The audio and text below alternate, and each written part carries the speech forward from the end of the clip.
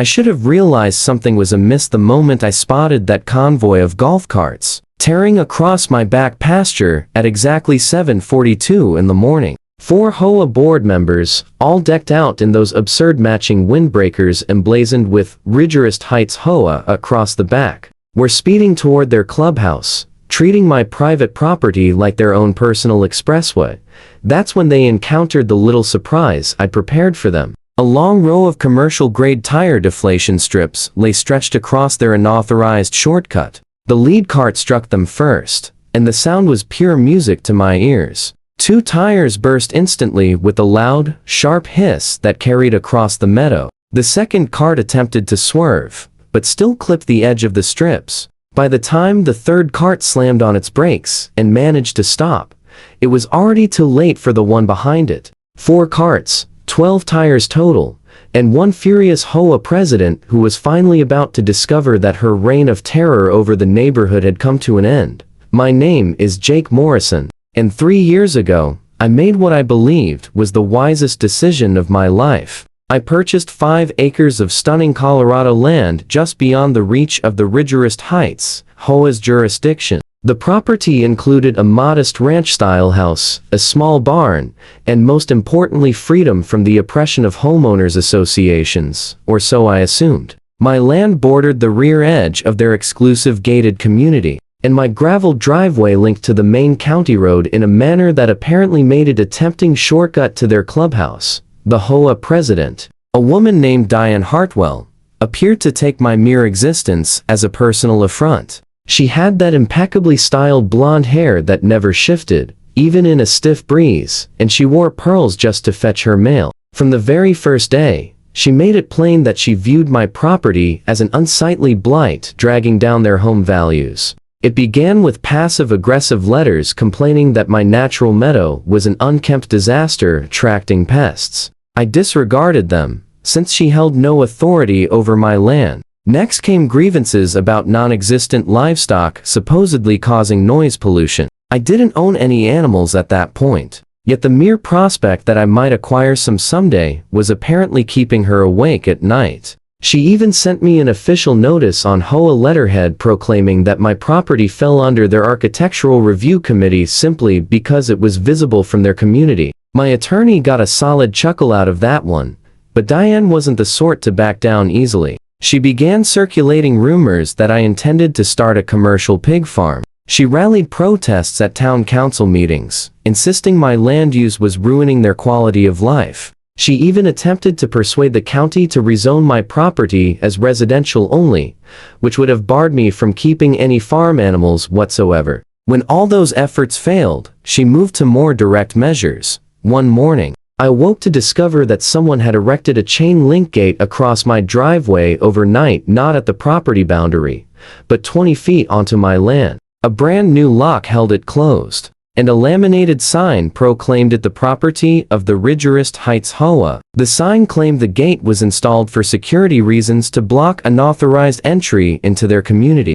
I contacted the sheriff right away. Deputy Coleman glanced at my property deed and confirmed I had full rights to remove it. I inquired about filing charges for trespassing and vandalism. He said, yes, absolutely, but recommended I document everything thoroughly first. So I set up trail cameras around the property and waited to see Diane's next move. It didn't take long. The following week, my cameras recorded Diane herself leading a procession of HOA board members straight through my back pasture. They were using it as a shortcut from the residential section to their clubhouse, having their travel time. When I confronted her with the video evidence, she didn't bother denying it. Instead, she asserted with a smug grin that my land had been abandoned before I purchased it, and that the HOA had established a prescriptive easement through decades of prior use. She quoted that old saying about possession being 9/10 of the law. I pointed out that I'd owned the property for 3 years and had records proving no such easement existed.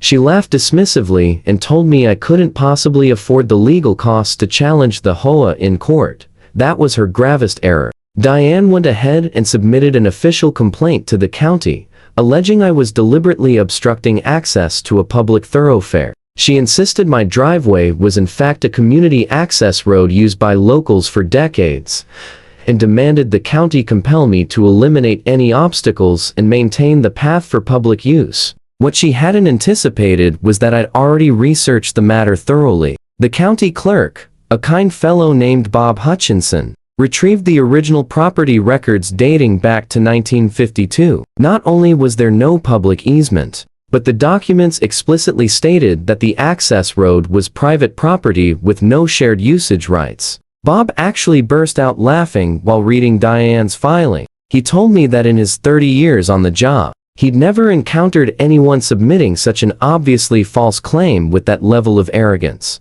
I retained an attorney named Sandra Pike, who specialized in property disputes and HOA overreach. She promptly dispatched a cease and desist letter to Diane and the entire HOA board. The letter detailed numerous violations, including criminal trespassing, vandalism, harassment, and submitting a fraudulent county complaint. It demanded they remove the gate within 72 hours and provide written confirmation that they would cease all use of my property. The reply we received was astonishing. Diane, responding on behalf of the board, argued that they regarded my property as an attractive nuisance, encouraging their residents to trespass. Therefore, she claimed, it was my duty to address their safety concerns by permitting supervised access during specified hours. Sandra laughed so hard she almost spilled her coffee. She declared she was going to frame that letter as the most absurd legal reasoning she'd ever encountered. While the attorneys geared up for the fight,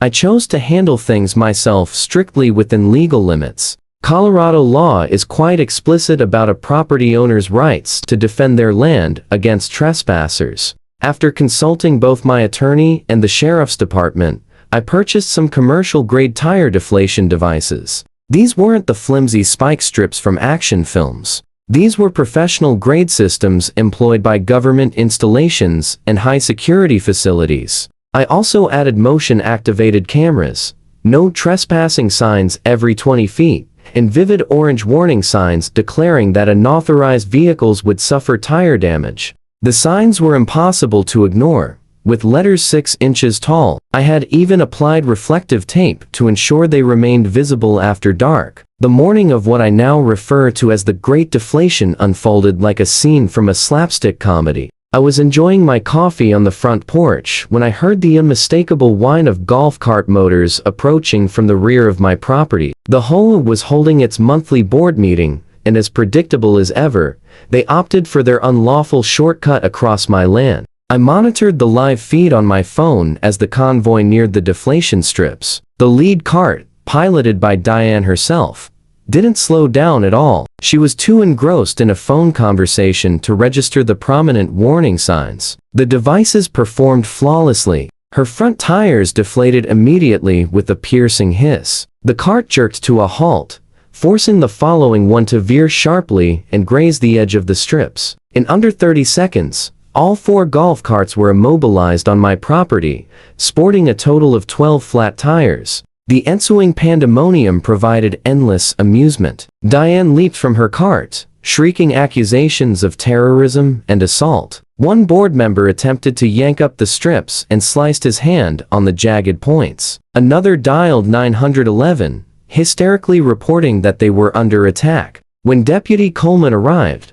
he encountered 8 HOA board members clustered on my land beside their crippled vehicles. Diane rushed toward him, insisting I be arrested for attempted murder. She genuinely used those exact words. Coleman remained composed and inquired whether they had noticed the no trespassing signs. Diane dismissed them as irrelevant, asserting they possessed established usage rights. He then pointed to the specific warnings about tire deflation devices. She professed not to have seen them, even though she was standing mere feet from one. Coleman documented everything with photographs, capturing the 4 signs they had bypassed to access the strips. The sheriff's department issued criminal trespassing citations to all 8 board members. Diane protested that they couldn't possibly be trespassing on what she called a public road. Coleman retrieved his phone and displayed the county records I had forwarded him earlier that week. Her complexion shifted to a remarkable shade of purple. She switched tactics, arguing that even if the land was private, I had erected a perilous booby trap capable of harming innocent passersby. Coleman countered that the only route to the hazard involved deliberately trespassing beyond multiple explicit warnings. He further explained that tire deflation devices were entirely legal for private property protection in Colorado. Diane demanded to speak with his superior. Coleman grinned and radioed Sheriff Davidson, who was conveniently stationed nearby, anticipating precisely this scenario. Davidson arrived and patiently endured Diane's escalating tirade for roughly 10 minutes. She accused me of offenses ranging from attempted murder to domestic terrorism. She threatened lawsuits against the sheriff's department for failing to safeguard them, and even vowed to contact the governor's office. Davidson allowed her to vent until she exhausted herself, then serenely clarified that she and her board had engaged in criminal trespassing, that I had acted within my rights to secure my property, and that continued harassment toward me would lead to her arrest for stalking. He additionally warned that submitting false police reports constituted a crime, and her allegation of attempted murder might warrant charges against her instead. The expression on her face was utterly priceless. Tow trucks showed up about an hour later to haul away the golf carts. Since the vehicles were on my land unlawfully, I exercised my full legal right to impound them at the owner's cost. Each tow ran $300, plus daily storage fees. The board members also bore the expense of replacement tires, approximately $200 per cart. The true blow, however, landed when their personal insurance providers rejected every claim, citing damage incurred during the commission of a criminal act. Diane attempted to shift the burden to the HOA's policy, but that carrier denied coverage as well, and issued a notice indicating they were evaluating policy cancellation due to the board's unlawful conduct. The scheduled HOA meeting that evening reportedly descended into chaos. Residents were livid that their leadership had been apprehended trespassing and had humiliated the whole community. The incident had already spread across the local news Facebook page under the headline "Local HOA Board Caught Trespassing Racks Up Thousands in Damages." Numerous homeowners rose to demand Diane's immediate resignation. She defended her actions by insisting she was safeguarding property values against my supposed plan to convert the land into a junkyard. When pressed for proof of any such activity, she offered none. She ultimately confessed that her goal had been to pressure me into selling to a developer who would construct additional homes, thereby boosting their values. The vote to oust Diane from the presidency passed 27-3, with only she and two loyal allies opposing it. Her difficulties, however, were far from over. The district attorney's office elected to prosecute charges of criminal trespassing, vandalism related to the unauthorized gate, and submitting a fraudulent county report. Her lawyers secured a plea agreement in which she entered a guilty plea to misdemeanor trespassing, accepted $5,000 in fines plus $3,000 in restitution to cover my attorney fees and security installations, completed 100 hours of community service, and received a restraining order barring her from approaching within 500 feet of my property. The judge remarked that she was fortunate I had not filed a civil lawsuit, which could have cost her tens of thousands more. As the sentence was read, Diane broke down in tears and required her husband's assistance to leave the courtroom.